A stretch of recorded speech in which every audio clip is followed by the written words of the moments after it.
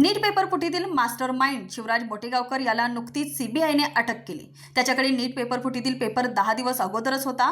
साधारण फुटलेल्या पेपरमधील 42 प्रश्न मोटेगावकरकडे होते। त्याने अनेक जणांना ते व्हॉट्सअपवर पाठवून विकलेले आहेत। आज या पेपरफुटीमुळे अनेक विद्यार्थ्यांनी आत्महत्या केली आहे। अनेक विद्यार्थ्यांचा या परीक्षेवरील विश्वास उडाला आहे। या घटनेचा निषेध म्हणून आज कोल्हापूर युवा सेनेच्या पदाधिकाऱ्यांनी विनस कॉर्नर येथील मोटेगावकर क्लासच्या शाखेला काळे फासून बोर्डाची मोठी तोडफोड केली। यावेळी युवा सेना जिल्हा प्रमुख, शिवसेना शहर प्रमुख मंजित माने म्हणाले की मोटेगाव सारख्या नालायक लोकांना चपलाने रस्त्यावर हाणले पाहिजे, त्यांच्या प्रॉपर्टी कायमच्या सील केल्या पाहिजेत। पेपरफुटी सातत्याने होणे म्हणजे सरकारचे मोठे अपयश आहे।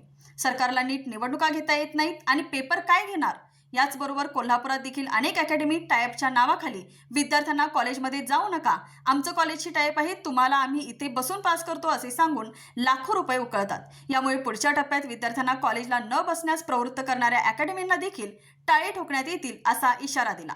यावेळी युवा सेनेच्या पदाधिकाऱ्यांनी मोटेगावकर तसेच संशयित असलेला कुलकर्णी याच्या नावाचा धिक्कार व निषेध करून क्लासच्या परिसरातील सर्व बोर्ड ना काळे फासून बोर्ड फाडून टाकले। यावेळी उपस्थित शिवसेना शहर प्रमुख मंजित माने, जिल्हा चिटणीस चैतन्य देशपांडे, युवा सेना शहर प्रमुख सुमित मेळवंकी, समन्वयक अक्षय घाटगे, शुभम पाटील, अभि दाबाडे, आदित्य हुलजी, ऋषी जोशी, तालुका प्रमुख योगेश लोहार, फिरोज मुल्लानी, कनिष्क शिंदे, मयुरेश भिर्डीकर आदी उपस्थित होते।